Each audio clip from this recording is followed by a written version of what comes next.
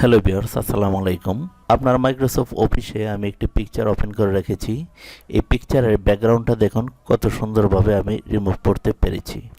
তো আপনিও যদি চান তো এই পিকচারের ব্যাকগ্রাউন্ড এরকমভাবে আপনি রিমুভ করতে পারেন। তো শুধু এই পিকচার না, আপনি যদি ফটোশপের কাজ না জানেন তখন আপনি কিভাবে ব্যাকগ্রাউন্ড রিমুভ করবেন। তো অনেকেই আমরা মাইক্রোসফট অফিস ব্যবহার করি, তো সেটা দিয়ে আমরা কিন্তু যে কোনো পিকচারের ব্যাকগ্রাউন্ড আমরা রিমুভ করতে পারি। তো এটা কিভাবে করব আজকের এই ভিডিওতে দেখব। তো এখানে যে পিকচারটা দেখছেন এটা আমি এখান থেকে ডিলিট করে দিব। ডিলিট করে একদম নতুন অবস্থায় আমি এখানে একটি পিকচার নিয়ে আসব। এই যে পিকচারটা, এই পিকচারটা আমি এখানে এনে ছেড়ে দেব। এখানে এনে যখন আমি ছেড়ে দেব ওইরকম ইন্টারফেসটা চলে আসবে। তারপর আমি রাইট বাটনে মাউসের ক্লিক করব। এখানে আসার পর এই যে দেখুন ওয়ারাপ টেক্সট, তারপরে এই যে দেখুন স্কোয়ার, এখানে ক্লিক করব। এখানে ক্লিক করার পর আমি এইভাবে একটু ছোট করে নিব, একটু ছোট করে নিব। তারপর আমি এরকম রাখব। তারপর মাউসের রাইট বাটনে ডাবল ক্লিক করব। করার পর এরকম একটা ইন্টারফেস চলে আসবে। আসার পর এখানে দেখুন রিমুভ ব্যাকগ্রাউন্ড, আমরা এটার উপরে ক্লিক করব। এখানে ক্লিক করার পর এই যে দেখুন সম্পূর্ণ পিকচারটা কিন্তু সিলেক্ট করে নিয়েছে। তো সম্পূর্ণ পিকচারটা যখন সিলেক্ট করে নিয়েছে, তো এখানে দেখুন হাতটা কিন্তু একদম কাটা পড়েছে, এই পাশেও হাতটা কাটা পড়েছে। তো আমি এভাবে একটু ড্র্যাগ করে নিব। তো নেওয়ার পর নিচ দিকে একটু ড্র্যাগ করে নিব। আপনি পিকচারটা যতটুকু রাখতে চান ততটুকুই আপনি রেখে দিবেন। তারপর এরকমভাবে ড্র্যাগ করে নেবেন।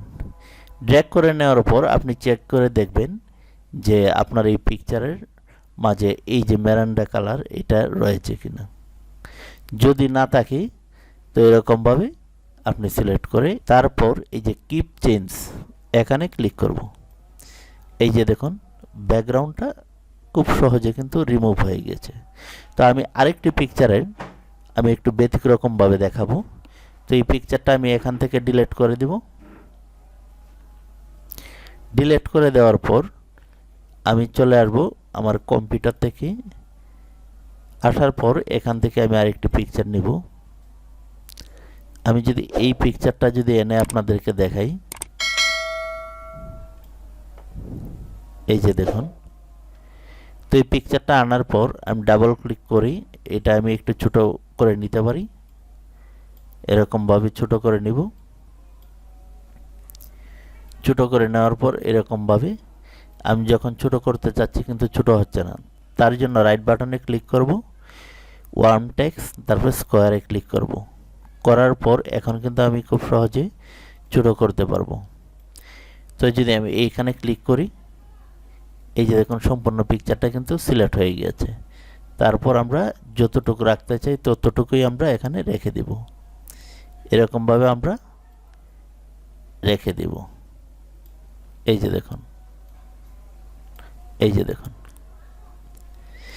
যদি কোনো কারণবশতই পিকচারের উপরে এই মেরান্ডা কালারটা যদি চলে আসে, তখন আমরা এটা দিয়ে আমরা কাজ করব। এই যে দেখুন ব্যাকগ্রাউন্ডটা কিন্তু রিমুভ হয়ে গিয়েছে, তবে এখানে একটু অবজেক্ট রয়ে গিয়েছে। তারপর এই পাশে দেখুন এই যে আমি আবার কন্ট্রোল জে চেপে এরকমভাবে নিয়ে আসলাম। আসার পর এই সাইডে কিন্তু সিলেক্ট হয় নাই। আপনারা দেখুন এই যে দেখুন এই পাশটা কিন্তু রয়েছে। এখানে দেখুন মার্ক এরিয়া টু রিমুভ, এটাতে ক্লিক করব। আমি যেই জায়গাটা আমি রিমুভ করতে চাই এই যে এই জায়গাটা কিন্তু সিলেক্ট করে নাই। তো আমি এই যে এই পেনটা দিয়ে এরকমভাবে আমি টেনে দেব। এই যে এখন কিন্তু সিলেক্ট হয়ে গিয়েছে। তারপর দেখুন এই পাশেও কিন্তু এই যে গাছের যে পিকচারটা এটাও কিন্তু সিলেক্ট হয় নাই। তো আবার এই যে এখানে ক্লিক করে এই যে কলমটা যখন আসবে তখন এরকমভাবে আমরা চেপে দিব, ড্র্যাগ করব। ড্র্যাগ করার পর এই যে দেখুন এটাও সিলেক্ট হয়ে গিয়েছে। তারপর এই জায়গায় কিন্তু একটু ফাঁকা রয়েছে এই যে এখানে, তো এটাও আমরা এরকমভাবে দেব। এখানে দেওয়ার পর আমরা এই যে এখানে দেখুন কিপ চেঞ্জ, এটাতে আমরা দিয়ে দেখব হয়েছে কিনা। এই যে দেখুন সুন্দরভাবে কিন্তু ব্যাকগ্রাউন্ডটা রিমুভ হয়ে গিয়েছে। তো আমরা মাইক্রোসফট অফিস দ্বারা যে কোনো পিকচারের ব্যাকগ্রাউন্ড আমরা রিমুভ করতে পারি। তো এই ছিল আজকের ভিডিও টিউটোরিয়াল। আগামীতে আমি আরও অন্য কিছু দেখানোর চেষ্টা করব। সকলে ভালো থাকুন। আল্লাহ হাফেজ।